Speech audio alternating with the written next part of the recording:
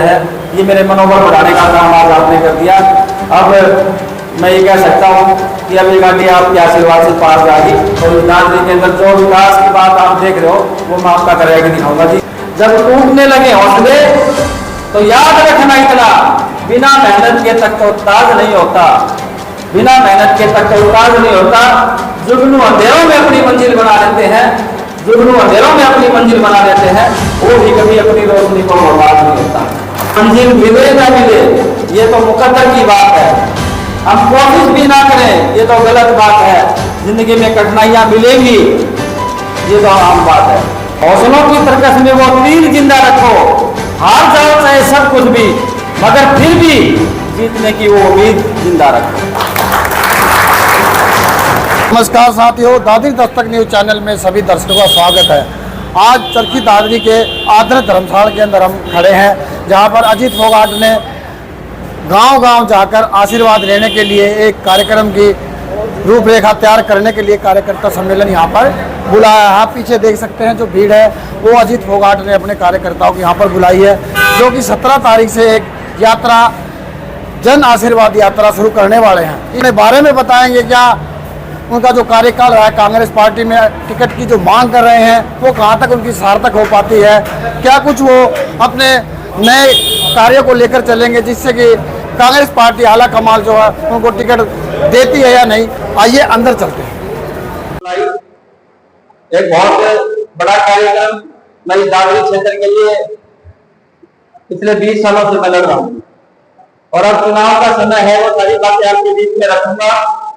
जिस मकसद के लिए मैंने आज आपको यहाँ एकत्रित किया है, जिसके लिए मैंने आपको आज आमंत्रित किया है, वो सारी बातें आपके बीच में रखूंगा। उससे पहले आज की मीटिंग का एजेंडा मैं आपको बता देता हूँ, ताकि क्योंकि आप आए हो तो कोई मेरे सभी आप युवा साथी, मेरे पिता उनको ये ना लगे कि कोई मीटिंग शुरू हो गई है उसके बारे में कोई चर्चा किसी प्रकार की कर रहे हैं तो हमें पता ना हो।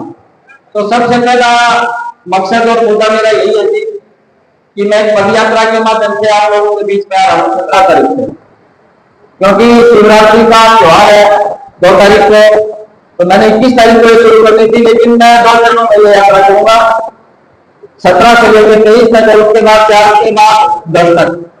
तो 32 गांव हमारे दोनों इसमें है, तकरीबन 63-64 गाँव है। तो मुख्य मकसद मेरा पद यात्रा का, पद यात्रा के माध्यम से जिस प्रकार से दादरी के अंदर पिछले 20 सालों से हम इस दादरी को इस बच्चे की बता दिया, दादरी कितनी बड़ी होगी, दादरी के लिए कितने आयाम खुलेंगे, वो सारे मुद्दे वो भी बात को बीच में बातों की जाएगा। आपसे पहले हाथ खड़े करके एक सुझाव ले लेता हूँ जी, और बात तो शुरू होगा। भी मार्क्स जी भी कह रहे थे फैसला तो ले लिया भाई, गलत है। देखो मार्क्स जी, जीवन के 20 साल एक व्यक्ति के लिए एक पार्टी, एक विचार, एक दल के अंदर रहना एक बहुत बड़ी बात होती है, और जब तक जीऊंगा जब तक इस दल में रहूंगा। ये मेरे मुसलमान के साथ काट दे तो भाई देखो मेरे को इलाज हो इस बात का, ये नु कहते मैं अपनी तरफ से कभी इस पार्टी को नहीं छोड़ूंगा। मेरे लिए मेरी माँ जैसी ये पार्टी है, मैंने इस पार्टी को अपनी माँ समझ के इस पार्टी की सेवा करूंगी। और आज से नहीं, पदाधिकारी के तौर पर किसी पार्टी में काम करना बहुत बड़ी चुनौती होगी, क्योंकि उसमें जिम्मेवारियां फिक्स होती हैं। ऐसे तो पार्टियों में बहुत सारे लोग हैं जी, और हर लोग कोई ना कोई आता ही रहता है और जाते रहते हैं जी, लेकिन पदाधिकारी के तौर पर एक आदमी को उस पार्टी की जिम्मेवारी मिलती है। उस जिम्मेवारी का वहन करना एक बहुत बड़ी बात है जी, क्योंकि उस पार्टी के अंदर तमाम तरह के कार्यक्रम आपको करने पड़ते हैं, आपने खुद के कार्यक्रम तो करने ही पड़ते हैं, लेकिन पार्टी भी आपके ऊपर बहुत सारे ऐसे कार्यक्रम देती है जो अवेयरनेस के या जो बाहर भी आपको भेजती है। इस हिंदुस्तान का कोई प्रदेश ऐसा नहीं होगा, कोई एक आधा होगा जिसमें मैं ना गया हूँ पार्टी की तरफ से, चाहे केरला हो, तमिलनाडु हो, उड़ीसा हो, राजस्थान हो, पंजाब हो, उत्तराखंड हो, पता नहीं कितनी प्रदेशों के अंदर मैंने प्रभारी के तौर पे या किसी चुनाव में किन्हीं प्रत्याशियों की मदद के तौर पे मुझे ना भेजा है और मैंने काम ना किया हो। 22-23 साल बहुत होते हैं एक व्यक्ति के लिए। तो मेरी आस्था, मेरी आत्मा, अंतरात्मा के अंदर ये पार्टी बसी हुई थी कांग्रेस पार्टी का। मेरे ख्याल से मेरे से बड़ा कोई सच्चा सिपाही दादरी का तो मेरे को नहीं लगता कोई होगा।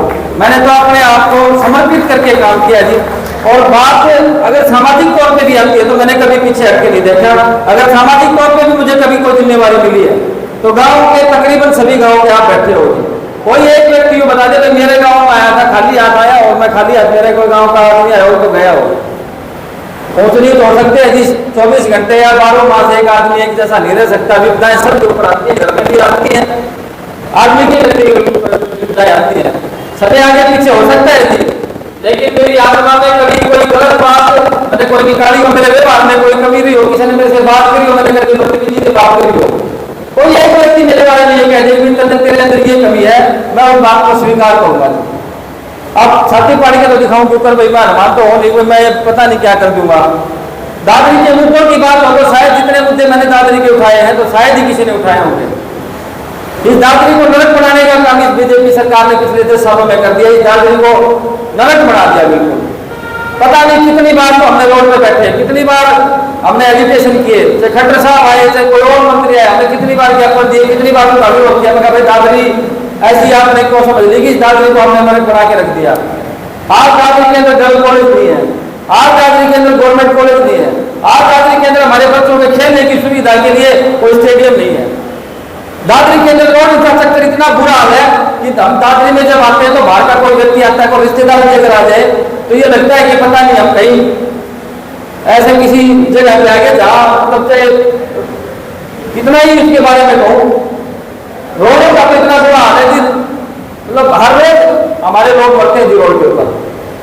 10 से 15 हजार तक हमारे निकलते हैं, आज तक बाईपास इस दादरी को हम दे नहीं पाए। हरियाणा में गुड़गांव के बाद अगर सबसे ज्यादा रेवेन्यू, सबसे ज्यादा अगर पैसा किसी जिले से कोई सरकार कमाती है तो गुड़गांव के बाद हमारी दादरी है। करोड़ों रुपए का रेवेन्यू दादरी के अंदर से जो है सरकार देती है जी, 200 200 500 500 करोड़ रुपए हर महीने का। एक टोल से 100 करोड़ रुपए का उगाई चल रही है, टोल यहाँ चल रहे हैं। तो इस प्रकार की दादरी को तो इन्होंने ऐसा समझ लिया कि ये तो सिर्फ दादरी के अंदर जो लोग है ना, ये बेवकूफ लोग हैं, इनसे इन लोगों से पैसे हटो, यहाँ से जिला के अध्यक्षों को यहाँ बिठाओ, यहाँ से जिला प्रशासन को बिठाओ जो आपकी जेब पे डाका डाल सके। पता नहीं कितने अधिकारी यहाँ पैसे लूट के चले गए, कितनी बार उन अधिकारियों के खिलाफ मुकदमे दर्ज हुए, भ्रष्टाचार के मुकदमे दर्ज हुए। इन्हीं की सीम फलाई के लोगों ने छापे मारे और इन्हीं की सीम फलाई के लोगों ने उनको भ्रष्टाचार के मामले उजागर किए। उसके बाद पैसे देके उसी सीम फलाई से छूट जाते हैं। कितने लोग ऐसे इस भाजपा सरकार में है जो दादरी को लूट लूट के खाने लग रहे हैं। तो मैं तो आपसे एक ही निवेदन करता हूं कि अगर आप तादेश हो, आपके इस भाई के प्रति, आपके इस बेटे के प्रति, देखो कि बहुत समय होता है जी लंबा, पार्टी की टिकट मांग रहा हूं, पिछले 20 साल से मांग रहा हूं, आज से नहीं मांग रहा। 2 बार तो बहुत सीरियस कैंडिडेट था जब मेरी टिकट कटी, कोई बात नहीं, फिर भी मैंने पार्टी को मजबूती देने के लिए काम किया, फिर कटी, फिर पार्टी को मजबूती देने के लिए काम किया, फिर कटी, फिर पार्टी को मजबूती देने के लिए काम किया। अब कब तक करता हूँ भाजी, मेरे भी बच्चे जवान हो गए जी, मैं बूढ़ा होने की कगार पे चला जाऊंगा अगले 5 साल के बाद। अब कितना काम मैं करूँ जी, और अब की बात फिर काट दी तो भाई फिर क्या करूंगा, मेरा तो जीवन ही बर्बाद हो जाएगा जी। मेरे पास तो कुछ बचता ही नहीं, मैंने तो कोई धंधा नहीं करा, किसी राजनीतिक आदमी से कोई धंधा नहीं मैंने कमाया, कोई पूंजी अर्जित नहीं करी। अब तो मेरी एक ही तमन्ना है जी, आपके लिए लड़ जाऊं।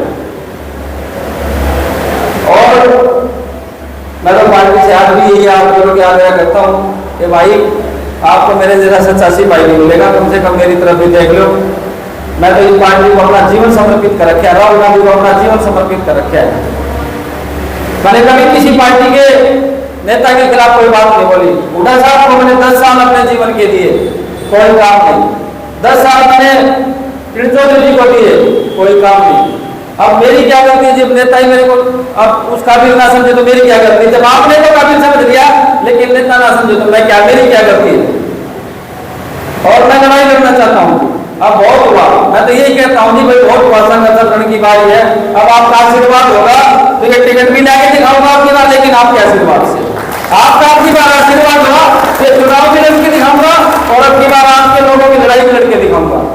क्योंकि बहुत समय होता है जी आदमी का जीवन का, इतना लंबा समय एक पार्टी में, एक दल में, एक विचार में रख के आदमी कोई करके दिखाए और अपने घर की पूंजी बरत के दिखाए। देखो जी बहुत सारे लोग हैं मेरे को मैं किसी के बारे में कोई बुराई नहीं करूंगा, लेकिन मुझे वो बात आपके बीच में कहना मुझे लगता है कि वो कहनी भी चाहिए। वो बात दिल्ली से आते हैं जी, 100 गज का प्लाट किराए पे देते हैं, 6 महीने पहले आते हैं।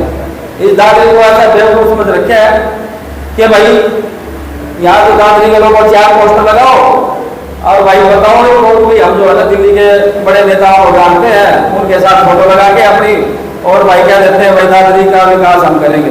अरे भाई दादरी के विकास तो तब करोगे, दादरी के लोग तो मर रहे थे, दादरी के लिए लड़को लो।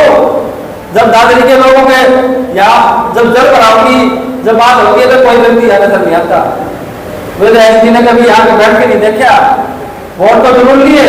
आज मुझे किसी को कहने में इस बात में कोई गुरेज नहीं है जी, क्योंकि बात दादरी की है जी। 5 साल कभी दिखाई नहीं दिए, 5 साल आपके बीच में कभी आए नहीं। किसानों की बात आती है तो किसानों के साथ खड़े हुए दिखाई देते हैं। तो मैं तो आपसे यही आग्रह करता हूँ कि मेरा आपकी बात ये साथ समर्थन दो जी, मैं तो आपकी लड़ाई लड़ना चाहता हूँ। अगर आपका प्यार मान सम्मान मिला तो कौन को लड़ लूँ जी। आप तब नाच जाओगे तो मैं अपने माइक करके अपने घर में चला जाएगा जी। बिल्कुल ये आप बाकी बताता हूँ आपको, तो मैं अपनी लड़ाई लड़ लूंगा। और लड़ाई निकट की है जी, पहली लड़ाई है।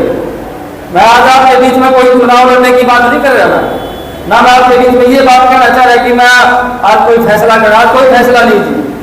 मैं तो अपने मेरे जो चाहने वाले, मुझे आशीर्वाद जो देने वाले आप सभी हो, मैं तो आपका आशीर्वाद लेने के लिए आज आया था, क्योंकि मैं अगली 17 तारीख से जन आशीर्वाद पद यात्रा शुरू कर रहा हूँ। तो आज आप सारे मुझे इस आशीर्वाद के साथ यहाँ से उस यात्रा के तरफ मुझे भेजना, ताकि वो यात्रा जो है वो विजय रथ बन के निकले, दादरी की विकास की यात्रा वो बन के निकले। इसलिए मैं आज आपके बीच में आया था कि वो जन आशीर्वाद यात्रा जो मैं आज 17 तारीख से शुरू कर रहा हूँ, वो मैं अपने मेरे बुजुर्गों से और युवा साथियों से आज आशीर्वाद लेके उस यात्रा की शुरुआत करूँ। तो ये आशीर्वाद दोगे जी सारे? और आशीर्वाद अकेला आशीर्वाद तो बात नहीं पड़ेगी जी। मैंने तो आपको बीच में भी एक बात कही थी, मेरा जो पूंजी कमाई वो मेरी पूरी पूंजी आपको समर्पित। अब आप मैंने देखो पूंजी तो मांगता नहीं, लेकिन अपना तन और मन मेरे को दे देना जी। मेरी यात्रा में मेरे साथ रहना, जहाँ भी मेरी यात्रा निकले उस यात्रा का बढ़िया तरीके से स्वागत कराना। दादरी के मुद्दे उस यात्रा के अंदर उठाऊंगा, दादरी के लोगों की आवाज उठाऊंगा, और जो दादरी के साथ तो खड़ा घात इस भाजपा सरकार ने किया है उसको उजागर करने का काम करूंगा।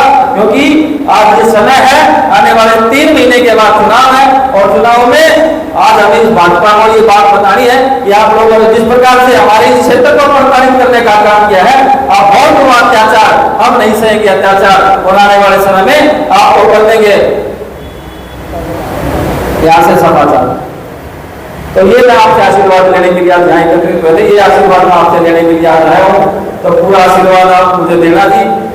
और वो कहते हैं ना संघर्ष ना तकलीफ तो फिर क्या मजा है जीने में, तूफान भी रुक जाएगा जब लक्ष्य रहेगा सीने में। तो मैं एक तूफान आपके आशीर्वाद से लेके चल रहा हूँ जी, मेरे तूफान को मत रुकने देना।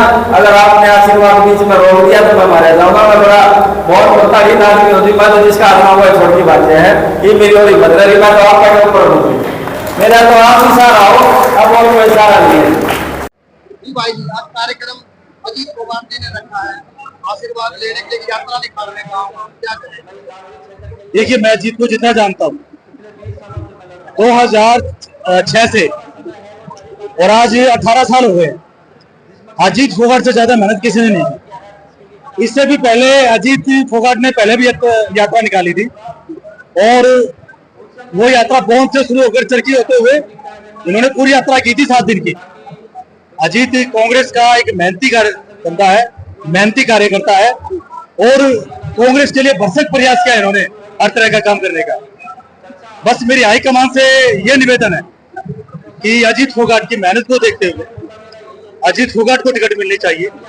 जितना समय इन्होंने दिया है तो किसी ने इतना समय नहीं दिया, और आज जिस हिसाब से जितना लोगों ने आशीर्वाद इनको दिया है, मुझे लगता है आने वाले समय में हाईकमान इनको टिकट देगा, और आने वाले समय के अजीत भाई ही चरखी दादरी के विधायक बनेंगे। अगर विधायक बन जाते तो क्या लगता है अजीत भाई वो काम करवा पाएंगे जो पहले विधायक नहीं करवा पाएंगे? देखिए मैं ये कहना चाहता हूँ कि अजीत भाई युवा आदमी है। जब वो चेयरमैन बने तो केवल अपने छोटे से कार्यकाल में उन्हें दादरी में अपनी छाप छोड़ी थी। और मैं निश्चित मानता हूं जब आदमी पहली बार एमएलए बनता है तो वो अपने पांव जमाने की कोशिश करता है ताकि वो भविष्य में भी चुनाव लड़ सके। और अजीत भाई ने सदा जितनी मेहनत करी है डेफिनेटली दादरी में काम होगा। आप दादरी का हाल देख लीजिए, दादरी की सड़कें टूटी हुई है, जगह जगह गड्ढे हैं। अगर आज बारिश हो जाए तो आज प्रशासन की पोल खुल जाएगी, तो निश्चित तौर पर दादरी में काम होगा। तो आप लोगों ने देखा कि अजीत फोगाट ने जो एक आशीर्वाद के तौर पर एक कार्यकर्ता सम्मेलन यहाँ पे किया था, लोगों का आशीर्वाद लेने के लिए 17 तारीख से यात्रा शुरू करने के लिए जा रहे हैं, उसका आशीर्वाद मांगने के लिए आज कार्यकर्ताओं को यहाँ बुलाया गया था। जो आपने देखा कि जो कार्यकर्ता यहाँ पर पहुंचे थे उन्होंने एक हामी भरी है कि हम आपके साथ हैं, आप यात्रा शुरू करें। उसके बाद टिकट की मांग भी वो कांग्रेस पार्टी से करते हैं। उसके लिए भी जो कार्यकर्ता यहाँ पहुंचे हैं उन्होंने कहा कि हम बिल्कुल आश्वस्त है कि जिस प्रकार से अजीत 20 साल से कार्यकर्ता के तौर पर कांग्रेस पार्टी में कार्यरत है तो टिकट का अधिकार उनका बनता है। ऐसा उन कार्यकर्ताओं का कहना है कि टिकट उनको मिलनी चाहिए। अजीत फोगाट यात्रा 17 तारीख से शुरू करेंगे। लगातार हम आपको रिपोर्ट दिखाते रहेंगे, हमारे साथ बने रहें।